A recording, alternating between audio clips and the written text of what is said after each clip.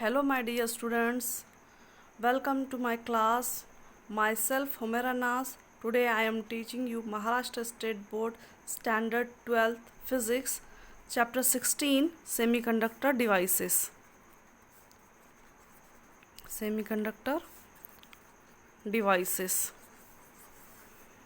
In this chapter, we will study use of diode as rectifier, types of diodes, filters, voltage regulator, transistor, and the last one is logic gates. Okay, now start with the first topic, that is diode as rectifier. What is rectifier? Rectifier is an electronic device which convert AC voltage into DC voltage. AC voltage is converted into DC voltage. Now we will see what is AC and DC. AC and DC. AC, alternating current. AC means alternating current and DC means direct current. DC किसे कहेंगे हम? Direct current को कहेंगे और AC alternating current को कहेंगे. Alternating current means which changes its direction continuously like this. This is the time t, I is the current, it changes its direction continuously. Positive, negative cycle and positive cycle. जो अपने direction क्या करता है? Continuously change करता है, उसको हम alternating current बोलेंगे. And the direct current means unidirection. Unidirectional current flows only in one direction like this. Flows only in one direction, तो उसको हम क्या बोलेंगे? डायरेक्ट करंट बोलेंगे. The symbol of AC source is like this. This is the symbol of AC source and this is the symbol of DC source. Generally हम ये use करते हैं plus minus, that is the symbol of DC source. यहाँ पर जो frequency हम use करते हैं, this is the 50 hertz. AC के लिए जो फ्रिक्वेंसी यूज़ की जाती है 50 हर्ट्स और 60 हर्ट्स. और हमारे पास इंडिया में हम जो फ्रीक्वेंसी यूज़ करते हैं 50 हर्ट्स है. USA में 60 हर्ट्स फ्रीक्वेंसी यूज़ की जाती है. तो we use 50 hertz frequency with voltage 230 volt. यहाँ पे वोल्टेज हम जो इस्तेमाल करते हैं 230 वोल्ट होता है AC अल्टरनेटिंग करंट का. और DC की जो फ्रीक्वेंसी है वो 0 है. तो these are the differentiate point between AC and DC. तो हम AC वोल्टेज को DC वोल्टेज में क्या करते हैं? कन्वर्ट करते हैं. अब कन्वर्ट करने की क्यों ज़रूरत महसूस हो रही है हमको? तो हमारे पास जो घर में, कॉलेज में, हॉस्पिटल में, एवरीवेयर इन इंडिया जो पावर सप्लाई आ रहा है, जो करंट आ रहा है, वो फ्रीक्वेंसी 50 हर्ट्स 230 वोल्टेज आता है. तो वो AC होता है, अल्टरनेटिंग करंट होता है. लेकिन हमारे कुछ अप्लायंसेस होते हैं, इलेक्ट्रिक अप्लायंसेस या इलेक्ट्रॉनिक गैजेट्स जो DC पर वर्क करते हैं. ठीक है, तो उसके लिए हमको क्या करना पड़ेगा? AC को DC में कन्वर्ट करना पड़ेगा. AC वोल्टेज को DC वोल्टेज में कन्वर्ट करना पड़ेगा. फॉर एग्जांपल हम लोग मोबाइल फ़ोन यूज़ करते हैं, उसमें हम बैटरी रहती, तो बैटरी को डायरेक्ट स्विच बोर्ड पे लगाते हैं क्या आप लोग? नहीं लगाते. क्यों नहीं लगा सकते हैं ना? आप यही बोलेंगे क्यों, तब क्यों का भी एक रीज़न है. ठीक है, तो यहाँ पर हम डायरेक्ट नहीं लगा रहे, तो हम क्या करते हैं? चार्जर का इस्तेमाल करते हैं. ठीक है, तो चार्जर क्या करेगा? फिर AC को DC में कन्वर्ट करेगा. ठीक है, और एक फंक्शन है चार्जर का, वो आप आगे देखेंगे. तो यहाँ पर AC को क्या कर रहे हैं? DC में कन्वर्ट कर रहे हैं. अब आपका ये सवाल होगा, तो फिर हम हर जगह DC ही क्यों यूज़ नहीं करते? मतलब घर में, कॉलेज में जो पावर स्टेशन से हमको करंट मिल रहा है वो DC ही क्यों नहीं मिलता होगा? तो उसकी दो रीज़न्स है. एक तो जनरेशन ऑफ AC क्या है, जो generation of AC at a power station क्या होता है? मोस्ट कॉस्ट इफेक्टिव होता है as compare to the producing DC power. दूसरा क्या रीज़न है? Transmission of AC power more economic है as compare to the DC power. यानी कि due to the generation of AC at a power station is most cost effective than producing DC power. और दूसरा एक reason क्या है, the transmission of AC power is also more economic than transmitting DC power. Because of this two reasons हमारे पास जो power supply आता है that is the AC voltage होता है, जिसको हम हमारे लिहाज से, हमारे रिक्वायरमेंट से हम उसको डीसी में कन्वर्ट करते हैं। तो फर्स्ट टॉपिक जो हम स्टडी करने वाले हैं, डायोड एज रेक्टिफायर।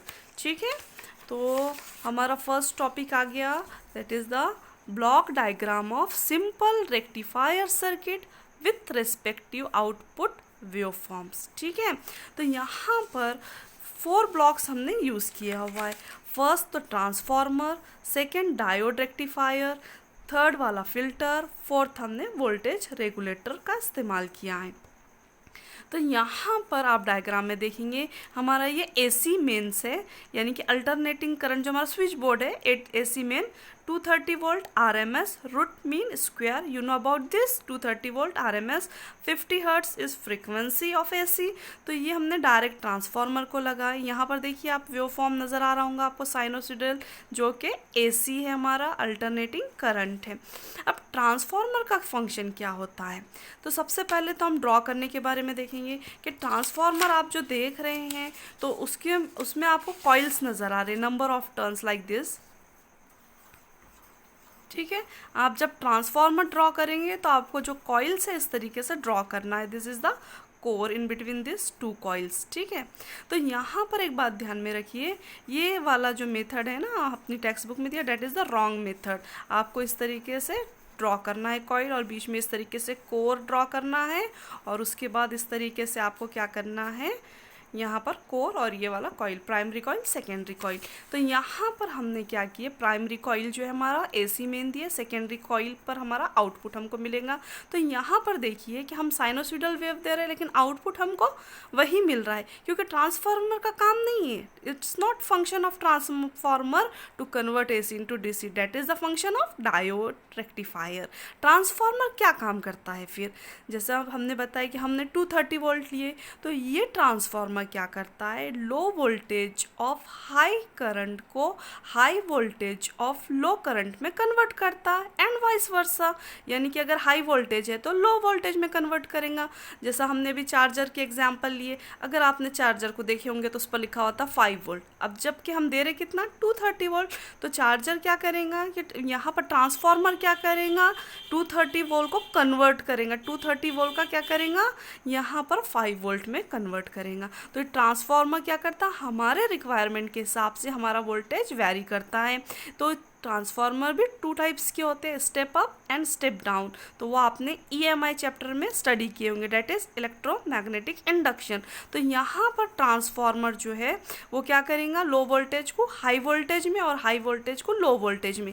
तो यहाँ पर हमारा देखिए आउटपुट जो हमने इनपुट दिए थे वही हमको आउटपुट मिलेगा, that is the diagram of a. अब जो मेन हमारा है that is the diode rectifier. Diode rectifier का फंक्शन क्या है, to convert AC voltage into DC voltage. तो देखिए इनपुट हमने ये दिए A वाला डायग्राम, और ये B वाला हमको आउटपुट मिला है। यानी कि अब ये जो हमारी साइनोसॉइडल वेव थी, अल्टरनेटिंग वोल्टेज था, पॉजिटिव और निगेटिव वाला हाफ हाफ साइकिल, तो यहाँ पर हमको यूनि डायरेक्शन मिल गया है ना, दोनों भी पॉजिटिव मिल रहे हैं, यानी कि यहाँ पर हमको DC मिल गया। रेक्टिफायर ने AC को DC में कन्वर्ट किया है, लेकिन अभी भी जो हमारा वेव फॉर्म है कर्व वेव फॉर्म है ना, अभी भी हमारा जो वेव फॉर्म नज़र आ रहा वो इस तरीके से कर्व नज़र आ रहा है। तो यानी कि हमको तो ये वाला एक्सपेक्टेड था। तो यहाँ पर हमने क्या किए, ये जो कर्व्स है that is the AC components, यहाँ पर ये AC कंपोनेंट्स है, लेकिन हमको एक्सपेक्टेड क्या था, DC। तो यहाँ पर AC कंपोनेंट्स आ गए, यानी कि इम्प्योरिटीज देयर। तो हम क्या करेंगे, फिल्टर सर्किट यूज़ करेंगे। जैसा अगर हमारे पास वाटर इम्प्योर रहा तो हम क्या करते हैं, फिल्टर यूज़ करते हैं और इम्प्योरिटी को हटा देता है फिल्टर।